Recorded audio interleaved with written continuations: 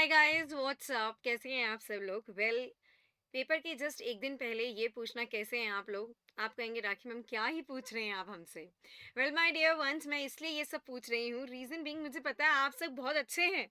आप सबकी अब मेहनत का फल आपको मिलने वाला है। ये worked hard a lot these many months, yes or no? Yes, of course. So now it's the time that you get the fruit of your hard work. Yes, your hard work get paid off. My dear one, आज मैं आपको बताने वाली हूँ the tips and the strategy, last minute tips and the strategy for your chemistry paper. कल आपका exam है, तो एक बार प्लीज इस पर्टिकुलर सेशन को और मुझको सुनकर जरूर जाना। थोड़ा रिलैक्स आपको लगेगा, you will be actually free from anxiety, थोड़ा पैनिक आपका कम होगा। I will make sure that I do all these particular thing.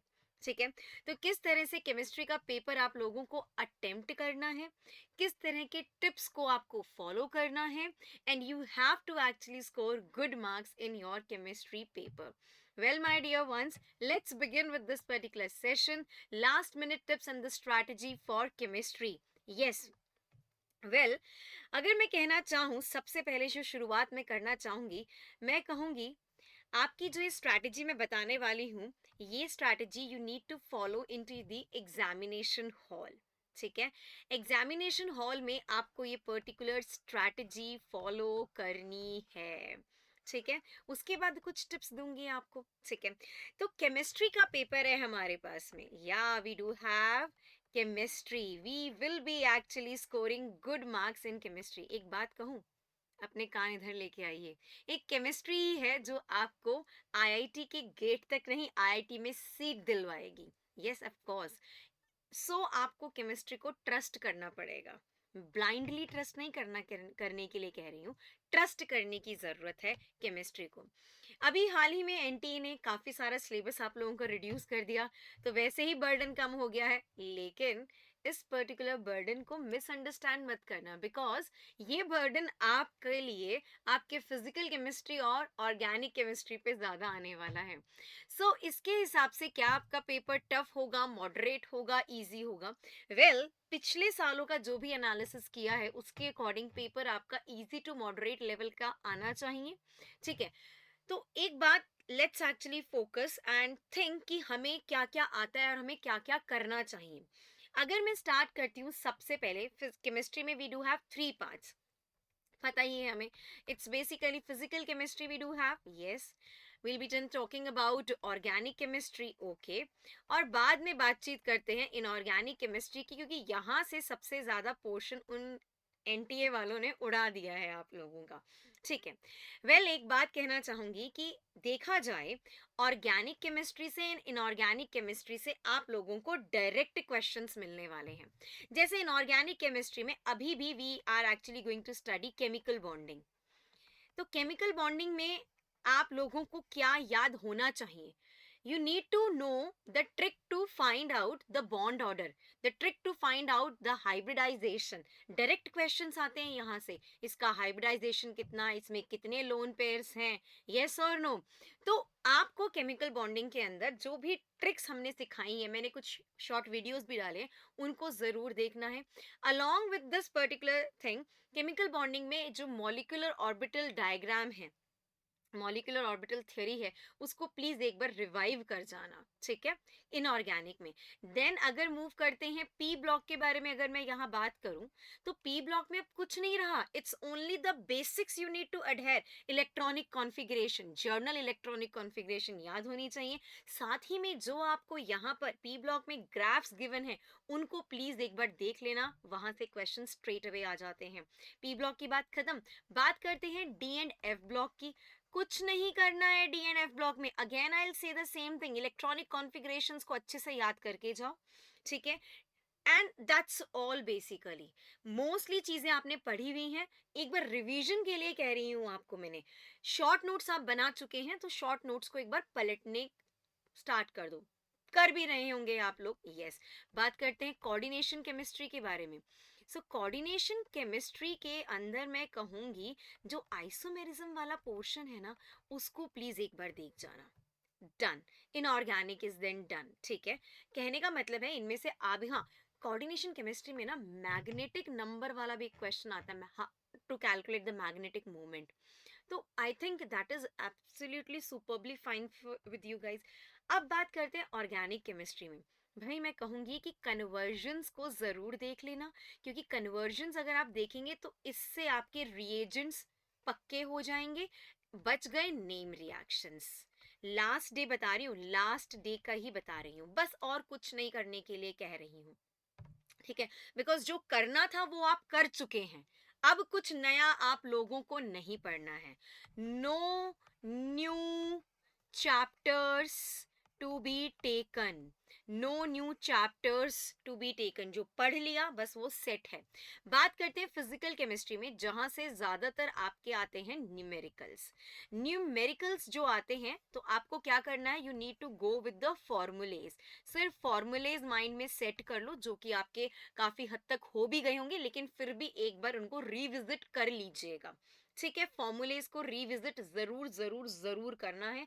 और बात रही अब कैलकुलेशंस की, तो भाई कैलकुलेशंस करनी पड़ेंगी, आधी अधूरी मत छोड़ना, क्योंकि दिक्कत हो जाएगी। जहां अप्रोक्सीमेशन आप लगा सकते हैं वहां अप्रोक्सीमेशन जरूर लगा लीजिएगा। काफी हद तक काफी चीजें हमने आपको वाईटी शॉर्ट्स के फॉर्म में बता दी हैं, ठीक है। सो फॉर्मूलेज रिवाइज करना, कैलकुलेशंस प्रॉपर करना।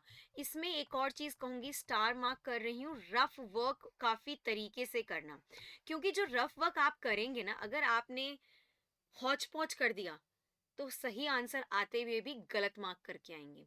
इसीलिए नीट एंड क्लीन होना चाहिए आपका rough work, neat and clean होना चाहिए रफ वर्क। क्योंकि जो आप रफ वर्क में आंसर निकालेंगे ना, वो आपका आंसर सही होगा। अदरवाइज किसी से कुछ मिसमैच हो गया तो प्रॉब्लम हो जाएगी। तो इन अ वे केमिस्ट्री में लास्ट डे फिजिकल के अंदर आपको फॉर्मूलेज देखने हैं, ऑर्गेनिक केमिस्ट्री में कन्वर्जन्स एंड नेम रिएक्शंस को देखना है, इनऑर्गेनिक में केमिकल बॉन्डिंग के अंदर जो शॉर्ट ट्रिक्स हैं to calculate the bond order, hybridisation, ठीक है, स्ट्रक्चर्स, कितने किसमें क्या लोन पेयर्स हैं उनको देख लो, पी ब्लॉक में इलेक्ट्रॉनिक कॉन्फ़िगरेशंस ग्राफ्स को देख लो, डी एंड एफ ब्लॉक में इलेक्ट्रॉनिक कॉन्फ़िगरेशंस को देख लो। एनसीईआरटी ही पढ़ने के लिए कह रही हूँ। डी एंड एफ ब्लॉक में लास्ट के जो 2 पेजेस होंगे ना, उनको जरूर करके जाना।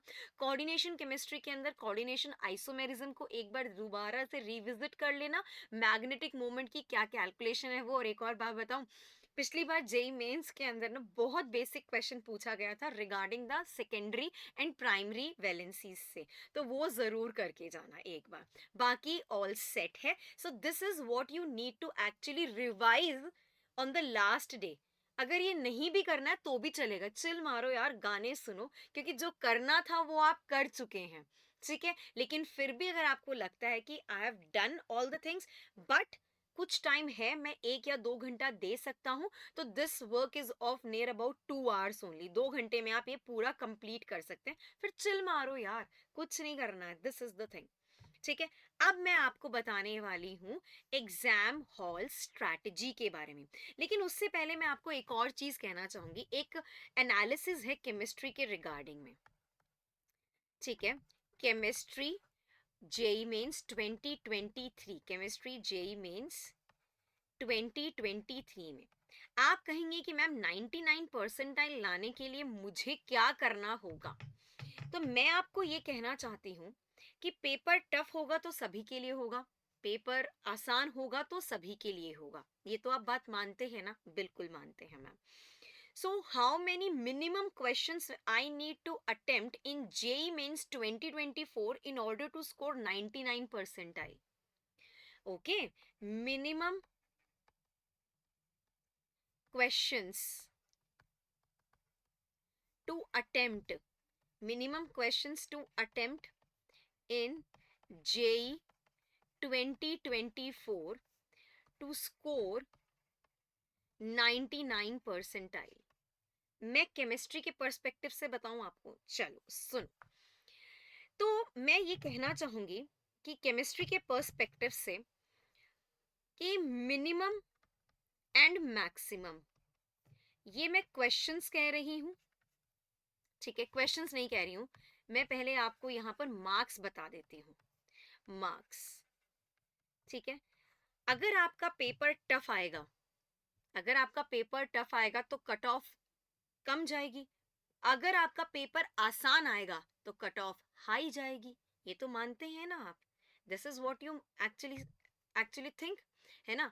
तो अगर पेपर आपका टफ आया तो कट ऑफ कम जाएगी, पेपर आसान आया तो कट ऑफ ज्यादा जाएगी, ठीक है?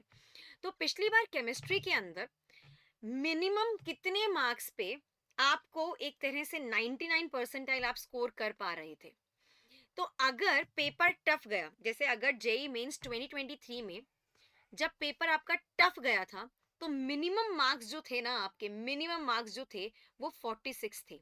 और जब पेपर आसान था तो मैक्सिमम मार्क्स थे 70 बेसिकली। ये मैं मार्क्स बता रही हूँ, मिनिमम मार्क्स मैं बता रही हूँ। मिनिमम मार्क्स कब है? जब आपका पेपर टफ है, ठीक है? और जब पेपर आपका आसान है, इजी है, तो मैक्सिमम कितने मार्क्स तक गया? तो मैंने वही बोला, जब पेपर आसान होगा तो कट ऑफ हाई जाएगी, पेपर टफ होगा तो कट ऑफ कम जाएगी। तो अगर जब हमारा पेपर टफ आया था केमिस्ट्री का, तो मार्क्स कितने थे? 46, इस पे कट हो गया था, this was the cut off. और मैक्सिमम मार्क्स जब पेपर इजी आया था तो cut off was 70 basically.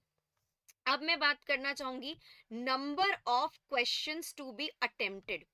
Number of questions to be attempted, number of questions to be attempted basically कितने क्वेश्चंस अटेम्प्ट करने चाहिए? तो मैं ये कहूंगी, जब आपका पेपर टफ आया और मैंने बोला मिनिमम मार्क्स जो कट ऑफ के थे वो 46 थे, तो कितने यहाँ क्वेश्चंस आपने अटेम्प्ट किए? बेसिकली 14 नंबर ऑफ क्वेश्चंस कितने अटेम्प्ट करने चाहिए? 14। और पेपर जब आसान आया तो number of questions to be attempted is 20। इनमें से आपके करेक्ट कितने होने चाहिए? करेक्ट कितने होने चाहिए? 12 करेक्ट तो आपके होने ही चाहिए ना, 12 तो करेक्ट आपके होने ही चाहिए यहाँ पर। और यहाँ 18 करेक्ट होने चाहिए। तो गुंजाइश इनकरेक्ट की दो दो की ही है। Yes or know people, yes or no? सो इन अ वे मैं कहना चाहूंगी, केमिस्ट्री के अंदर हमेशा मैंने आपको यही बताया है कि आप करीबन करीबन 15 से 17 क्वेश्चन करेक्ट अटेम्प्ट करके आओ, करेक्ट अटेम्प्ट करके आओ, है ना? वहां पर अपनी ग्रीड मत शो करना, ठीक है? ईगो मत आने देना अपनी। कामली एंड कूलली देखना केमिस्ट्री के पेपर को, पहले सारे क्वेश्चंस को पढ़ना। ऐसा भी हो सकता है स्टार्टिंग के 4 से 5 या 5 से 6 क्वेश्चंस आपको टफ लगे, इजी क्वेश्चंस बिल्कुल एंड में होंगे। तो पहले पूरे पेपर को पढ़ना, 1 to 30 क्वेश्चंस। एक गो में आपको पता चल जाएगा इजी क्वेश्चन कौन सा है, मॉडरेट क्वेश्चन कौन सा है, और टफ की तो बात ही क्या। टफ तो क्वेश्चन ऐसा होगा जो आपने शायद देखा भी नहीं हो, जो आपसे सॉल्व भी ना हो। सो आपका फोकस होना चाहिए इजी क्वेश्चंस पे सबसे पहले, उसके बाद मॉडरेट पे, और कुछ ऐसे क्वेश्चंस जिनको आप हेल्ड फॉर रिव्यू रख दीजिए बाद के लिए। केमिस्ट्री का पेपर आपको 45 मिनट्स के अंदर अटेम्प्ट करना ही करना है। 45 टू 50 मिनट्स, इससे ज्यादा टाइम मत लीजिएगा, अदरवाइज आपको प्रॉब्लम हो जाएगी फिजिक्स एंड मैथमेटिक्स में। सो माइंडसेट ये करके जाइएगा कि आप पेपर 45 टू 50 मिनट्स में अटेम्प्ट कर रहे हैं। इजी क्वेश्चंस पे ज्यादा फोकस कीजिए, जो देखते ही बनेंगे। देखते ही बनने का मतलब है कि आपने देखा और आपको लगा इसमें ये फॉर्मूला लगेगा या ये फैक्चुअल क्वेश्चन है, इसको मैं कट कट मार्क करके सही आंसर कर दूंगा। फिर आते हैं मॉडरेट क्वेश्चंस पे, जिनको मैं न्यूमेरिकल कैटेगरी में रखती हूँ। तो न्यूमेरिकल क्वेश्चंस में थोड़ा सा कामनेस और पेशेंसली हैंडल कीजिएगा, ठीक है? कहीं अप्रोक्सीमेशन लगानी हो उसको लगाइएगा। कुछ शॉर्टकट फॉर्मुलेज भी आपको हमने गिवन, मैंने आपको दिए हुए हैं, उनको देखिएगा and you will be sorted out. अब याद रखना, क्वेश्चन जिस क्वेश्चन में अगर आप फंस गए तो उस क्वेश्चन में फंसे मत रहिएगा।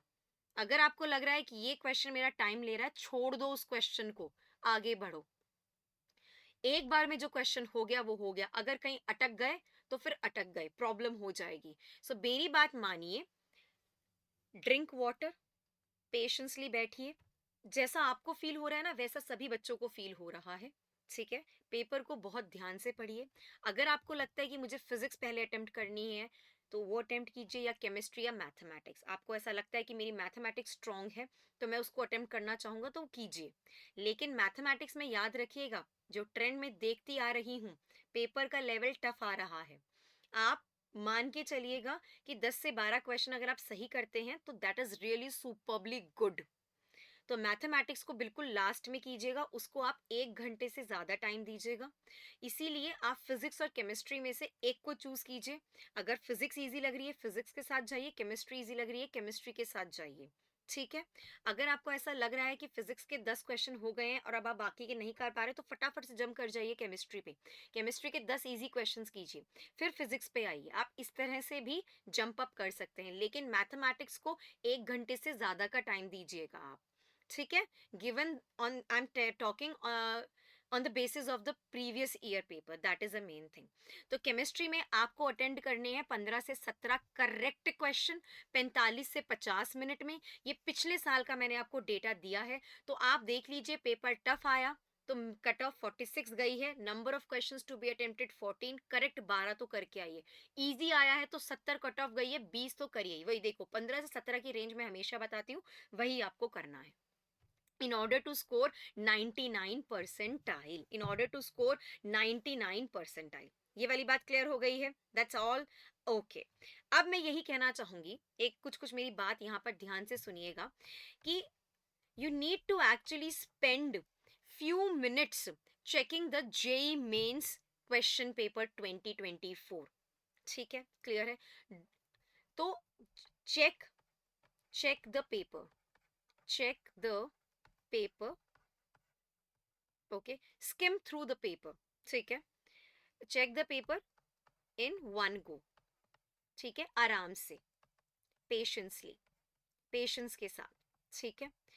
पैनिक मत करना जब आप पेपर को देख लो। Don't just panic after checking the paper. At first sight आपको ये लग सकता है, it may seem to you that you don't know anything.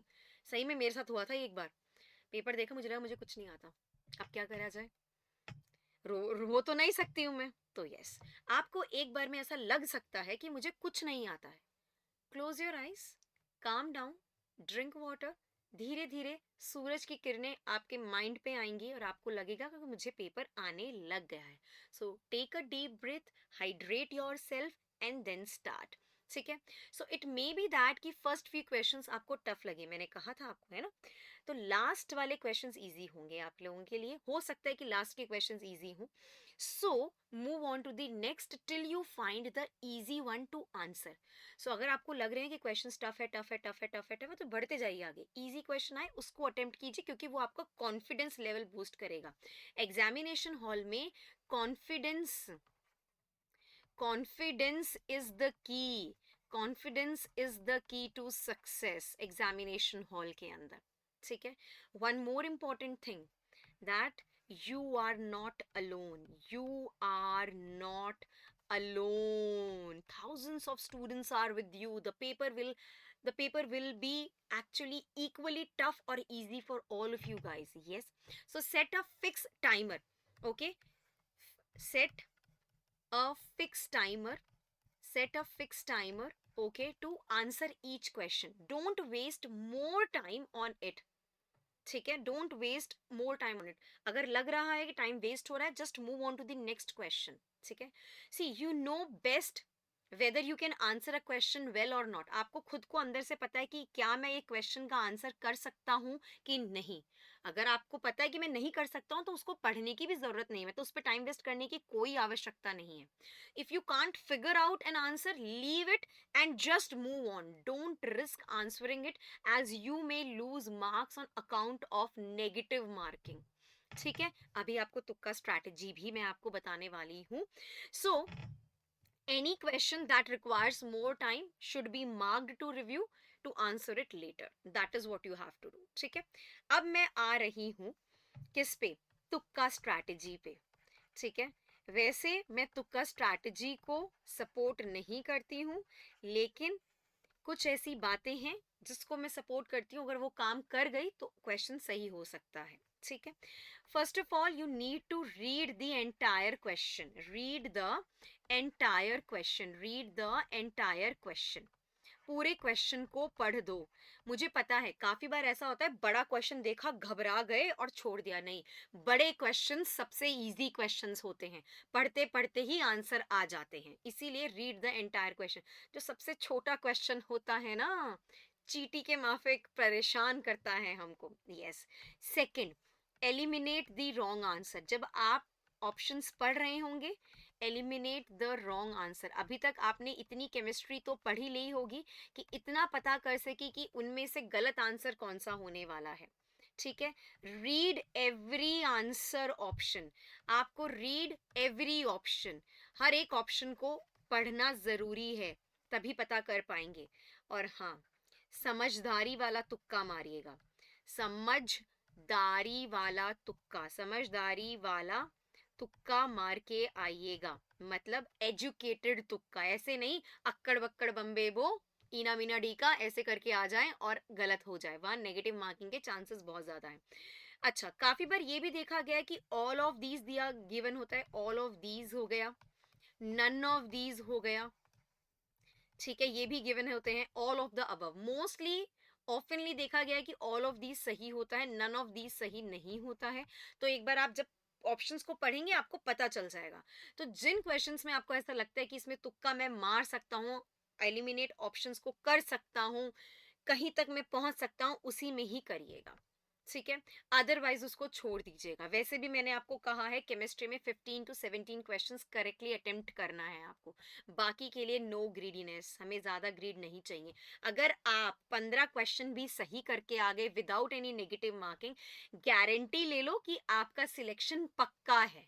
NIT में तो आपका एडमिशन हो जाएगा, केमिस्ट्री आपको सीट दिला देगी। That is my confidence and trust basically. ठीक है बच्चा पार्टी। सो यही मैं कहूंगी कि आप लोगों को डीमोटिवेट नहीं होना है, be motivated and I know you can make it happen. So just go with the confidence, confidence is the key to the success in your examination hall. ठीक है, so this was all that I really want to deliver to you. आपका panic थोड़ा कम करना है, और मैं कह रही हूँ ना, चिल मारो, म्यूजिक सुनने जाओ। अगर कुछ नहीं भी करना है तो just listen to your music.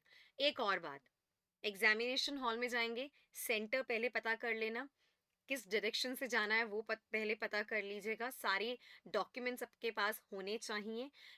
B relaxed, हल्का फुल्का खाना खाना है आप लोगों को। And one more important thing, वो क्या है, चिल मारो और कोई बुक्स, शॉर्ट नोट्स कुछ भी नहीं लेके जाने हैं एग्जामिनेशन हॉल में। खाली हाथ जाना है, ठीक है, लेकिन मार्क्स लेके आने हैं। ठीक है, all the very best and yeah I just really want to see you guys to come out with the flying colors, and again all the very best.